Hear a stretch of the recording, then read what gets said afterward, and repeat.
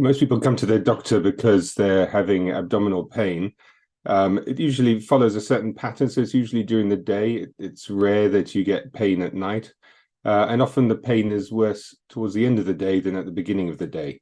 It can be triggered by food or sometimes by movement of the bowels, and it can be associated either with very loose motions, sometimes not going to the toilet at all, or sometimes a combination of the two.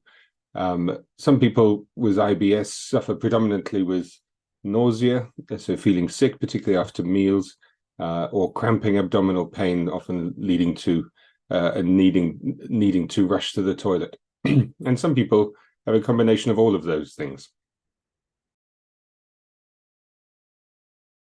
Well, it can be difficult. So usually the symptoms are long-lasting.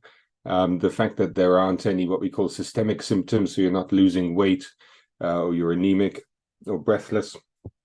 And often patients with IBS don't tend to have symptoms at night. But once you get a bit older, of course, then these symptoms can mimic other things, and in those situations, you often need tests to confirm that it is in fact IBS.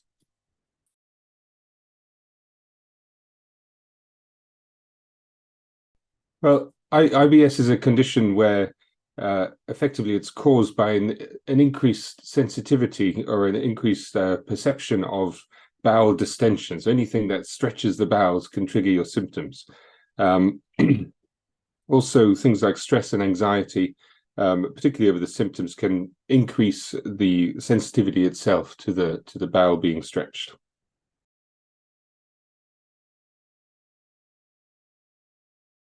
Of course, first of all, you have to make the diagnosis confidently. So it's important that you exclude other conditions, particularly in older people.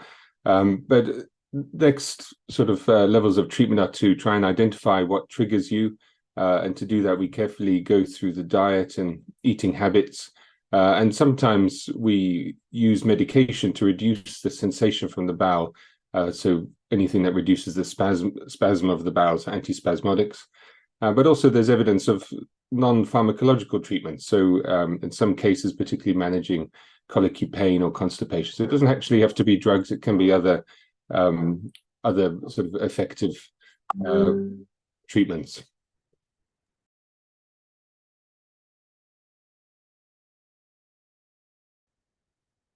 Well, no two people are the same, so it's hard to say. So I never give the same advice to everybody, as symptoms are different for everyone. But the idea is essentially to reduce the sensitivity of the bowel so that you no longer have daily symptoms, and then after a while, the idea is to reduce what we call the symptom burden. So after a while, the fewer symptoms you have, the less sensitive your bowel's becoming, and IBS then gets easier to manage.